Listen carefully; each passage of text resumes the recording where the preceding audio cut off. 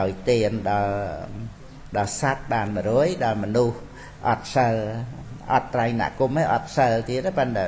ការឲ្យហ្នឹងនៅតែបានប៉ុនចឹងបានជាងឲ្យដល់សត្វទៀតសត្វបាន100មនុស្សអត់សិលបាន1000ដល់មនុស្សមានសិល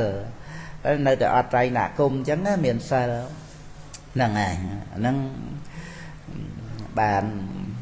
មួយសែនហ្នឹងហើយខុសពីដែលអត់សិលហ្នឹង100ដងណា1000ទៅមួយសែនទៅហើយឲ្យដល់តាបោះឥសី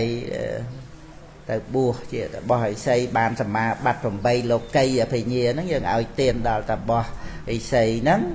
បានមួយសែនកោដ